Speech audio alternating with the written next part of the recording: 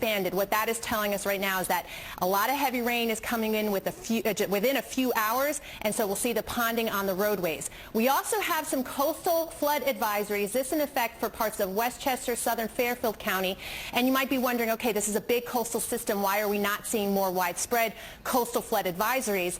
That is because it is a very quick event. With that said, watch those high tide times.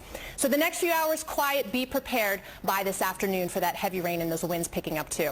So the morning commute, Lauren Scala, is going to be relatively speaking quiet, a weather mess for that PM rush. Okay, so we will do our best to enjoy whatever headaches we have this morning because they will not be weather related. Thank you, Maria. Good morning. If you are headed out the door right now, not too many headaches out there.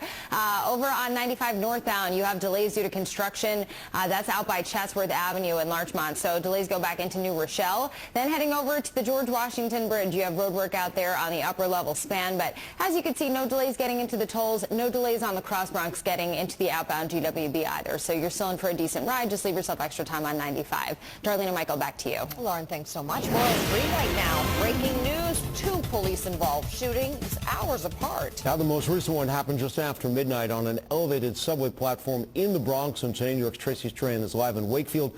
Tracy, police just wrapped up a news conference there. That's right, Michael and Darlene, and this was really a heart-pounding ordeal for officers that responded. They had to run up those subway stairs and come face-to-face with a 27-year-old man who had a gun.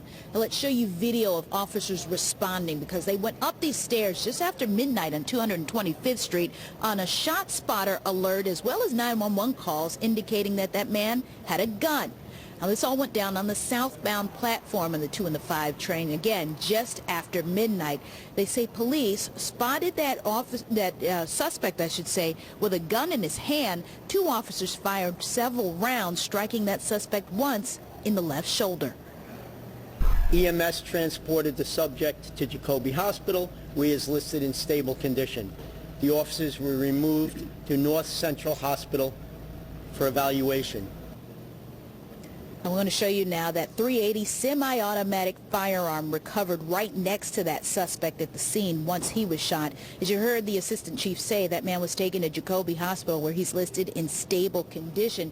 Meanwhile, at this point, the identity of that suspect has not yet been released, but officers here said he has an extensive criminal history. No word yet on why he may have been opening fire right on the subway platform. For now, we're live in the Wakefield section of the Bronx. Tracy Strahan, today in New York.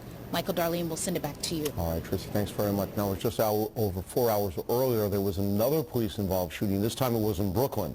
Police shooting a suspect near the Gowanus houses. Today in New York's Catherine Craig is live in Gowanus right now with what we know at this hour. Kat, good morning.